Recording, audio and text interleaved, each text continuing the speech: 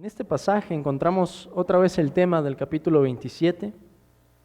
Allí habíamos visto que las hijas de Zelofead se acercaron a Moisés pidiendo que les concediera la tierra que le correspondería a su padre.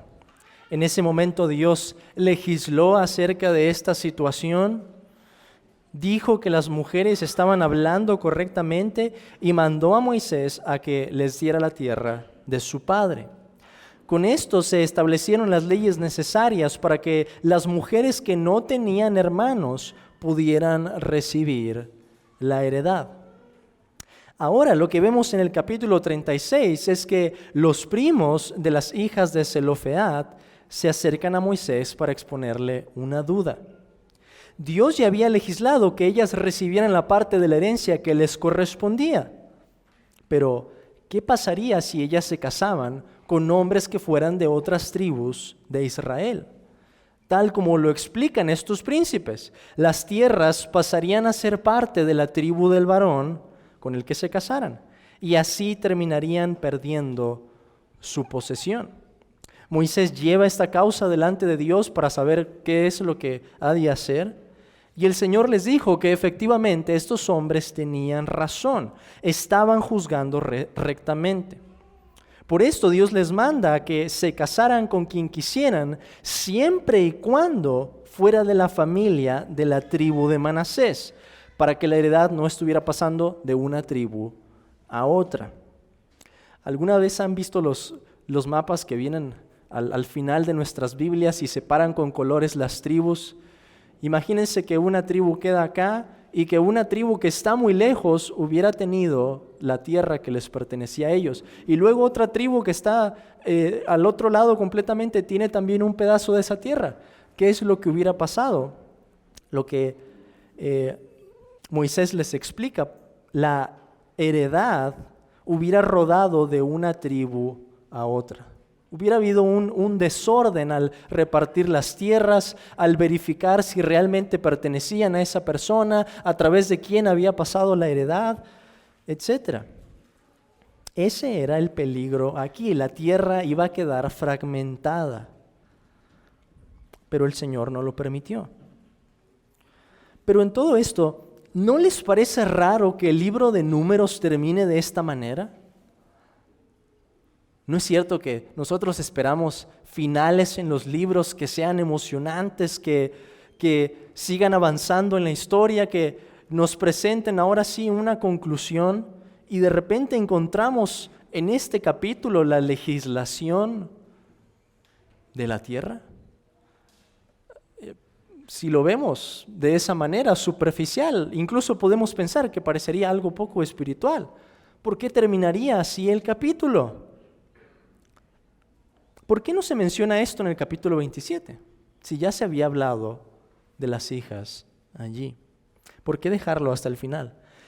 Esto forma algo que en el campo de los estudios bíblicos se denomina inclusio, una palabra latina que se traduce como encerrar o confinar.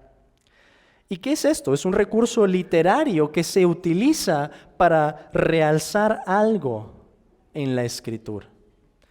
Si podemos pensarlo así, hermanos, esto funciona como un sujetalibros. El capítulo 27 y el capítulo 36, porque son parte de la misma historia, pero al estar acomodados de esa manera, están uniendo, están encerrando todo lo que pasó en esos capítulos. ¿Qué es lo que pasó en esos capítulos? La repartición de la tierra. Ya se estaban organizando para repartir por suertes la tierra. Pero ¿qué es lo que se enfatiza aquí? Si este es un recurso literario para enfatizar algo, para encerrar aquí algo, ¿qué es lo que se enfatiza? ¿Qué quiere demostrar el autor con esto? Creo que se resaltan al menos tres cosas aquí. Primero, recordamos la promesa que Dios le dio a Abraham. El Señor le dijo a Abraham que le iba a dar una tierra, que él iba a poseer la tierra de Canaán. Y vemos la forma en que Dios preservó al pueblo hasta ese momento. Ahora ya estaban junto al Jordán, a punto de cruzar a la tierra que Dios les daría, pero el camino no había sido nada fácil. De hecho, la generación que salió de Egipto había perecido en el desierto por su incredulidad. Anduvieron deambulando por allí y no tuvieron ni un pedazo de tierra para poner la planta de su pie. Con todo, el Señor preserva al pueblo, lo lleva hasta este momento. ¿Para qué? Para cumplir su promesa. Esto es una evidencia de la fidelidad de Dios, que se sobrepone a la maldad del hombre. Si hubiéramos pensado que el cumplimiento de las promesas de Dios dependía del desempeño de Israel en el desierto, tendríamos una misión totalmente fallida.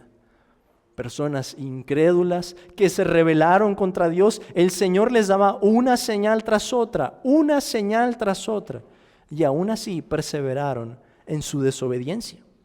Pero aquella promesa que Dios le había dado a Abraham no podía fallar. El Señor no se retracta de lo que ha jurado. En segundo lugar, por medio de la petición de las hijas de Zelofead en el capítulo 27 y ahora de sus primos en el capítulo 36, vemos un gran contraste con aquella generación que salió del pueblo de Egipto. Es cierto que en Números encontramos también lugares en donde el pueblo peca, pero hermanos, por fin han llegado a la orilla. Ya están a punto de cruzar. Con toda la desobediencia y los demás que perecieron, hay una generación que por fin logra llegar. Y esta nueva generación, como lo vemos en las hijas de este hombre, están confiando en la promesa de Dios. Lo mismo en sus primos. Incluso noten, ellos hablan del jubileo en el versículo 4. Pero hermanos, ¿cuánto iba a tardar el jubileo en llegar una vez que pisaran la tierra? 50 años.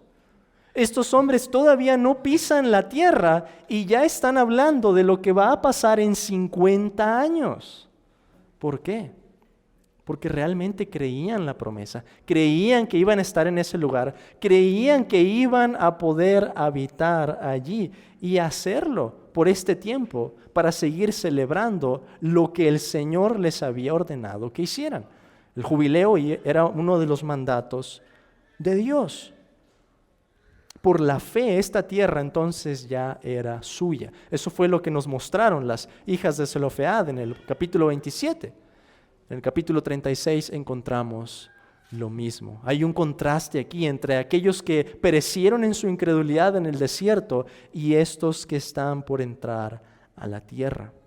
En tercer lugar, con este final se anticipa un nuevo comienzo. Este es un punto de transición y la esperanza parece brillar con más fuerza. ¿Cuál es la respuesta de Dios a la fe que ejercen estas mujeres y sus primos? Dios pone orden para que no haya desavenencia en la tierra prometida, para que las tribus queden en orden y puedan habitar en paz. La tierra, hermanos, no era una posesión privada para usarse como uno quisiera. La tierra era un símbolo. ¿Cuál era la importancia de esta tierra? Que ellos iban a habitar con Dios allí. Lo importante no era en sí mismo el pedazo de tierra que iban a tener, sino la promesa que Dios había dado y que Él había dicho que Él estaría con ellos en ese lugar. Por eso el Señor guarda al pueblo de que haya este desorden con la heredad. Y Números 36 entonces es así un anticipo de un nuevo comienzo. Parece un final raro, pero en realidad no lo es. Está anticipando a lo que va a venir después. Lo que continúa con el libro de Deuteronomio y Josué, el camino hacia la tierra prometida. Por decirlo así, tenemos aquí al pueblo mirando, esperando el cumplimiento ya de las promesas de Dios. Y con esto encontramos también un patrón en la historia de la salvación. ¿Qué fue lo que pasó con Adán y Eva cuando pecaron? Ellos fueron exiliados del huerto. Dios los expulsó de una tierra. pero el Señor les dio una promesa que incluía su restauración. El Señor ve la tierra llena de pecado en los tiempos de Noé y por medio de un juicio anticipa que va a traer una nueva tierra en donde more la justicia. Dios le da una promesa a Abraham y le dice que le va a dar esta tierra como posesión. Él nunca la tuvo, pero por la fe confió en que Dios lo cumpliría. Dios levantó a Israel, los redimió de la esclavitud y les prometió una tierra. En el camino hacia ella fallaron, pero el Señor levantó otra generación para seguir perseverando su promesa. Lo que vamos a ver después en el Antiguo Testamento es un patrón de exilio de la tierra y después restauración. Hermanos, estos temas se repiten en toda la Biblia.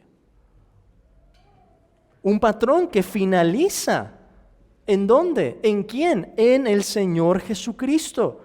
Cristo es quien recupera lo que perdimos en Adán. Y al igual que el pueblo en ese momento, antes de pasar a la tierra prometida, nosotros nos ubicamos en un punto similar. ¿Cómo es esto?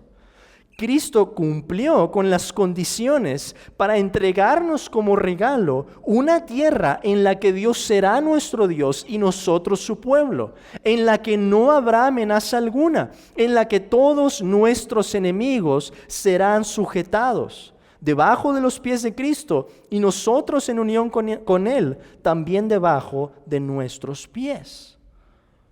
Dios nos ha sacado ya del reino de las tinieblas, nos ha librado de Egipto por un nuevo y más grande éxodo. Pero aún hay algo por venir. Aún anticipamos nuestra llegada a esa tierra. Al igual que el pueblo, estamos a la expectativa de pasar allí. Y ya podemos hablar del jubileo al tener la misma confianza en el descanso que Dios nos dará, el reposo que Él traerá allí. Somos peregrinos rumbo a una Canaán celestial. Hermanos, ya contemplamos por la fe lo que recibiremos en aquel día por vista. ¿No vemos la unidad aquí que el pueblo de Dios ha tenido a lo largo de la historia? Es cierto que los acontecimientos con Israel pueden parecernos algo ajeno, algo tan lejano en la historia, algo con lo que estamos tan separados por una cultura, por costumbres, por años.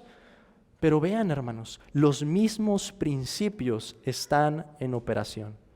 Dios ha obrado de maneras parecidas. Pero lo que ha ido haciendo a lo largo de la historia de la salvación es trayendo movimientos más grandes, actos que se vuelven más públicos. Es lo que vemos en Cristo.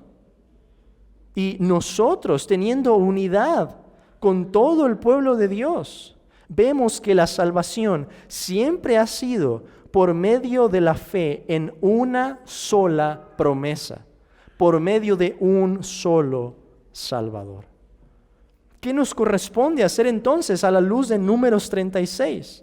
Pensar, anticipar el momento en que llegaremos a tomar posesión de esa tierra. Ya es nuestra como lo era de Israel en ese momento, pero falta que lleguemos allí. Levantemos entonces nuestras miradas, sigamos hacia adelante en este camino, pues Dios cumplirá cada una de las palabras que nos ha prometido. ¿Qué se puede interponer en esto? ¿El pecado? El Señor ha mostrado ya cómo su fidelidad se sobrepone. El desorden que puede existir en el siglo presente, en este mundo caído. Hermanos, ¿no vemos al Señor trayendo orden, armonía, regresándonos hacia un huerto, pero esta vez uno que es perfecto, que no puede fallar, en el que no vamos a poder cometer pecado y no vamos a poder caer de ese estado? ¿Qué podemos decir? ¿La persecución? ¿Las aflicciones? Cuando el pueblo llegó a la tierra, se nos dice que el Señor cumplió cada una de las buenas palabras que les había dado. Todas las palabras. Hermanos, debemos levantarnos por los ojos de la fe, erguirnos, levantar nuestra cabeza y ver que nuestra redención está cerca. Y como veremos en la predicación, cada día más. Cada día que pasa, estamos más cerca. Vistámonos entonces de las armas de luz, de la armadura de Dios, para seguir militando con la iglesia hasta la venida de nuestro Señor Jesús. Amén, hermanos.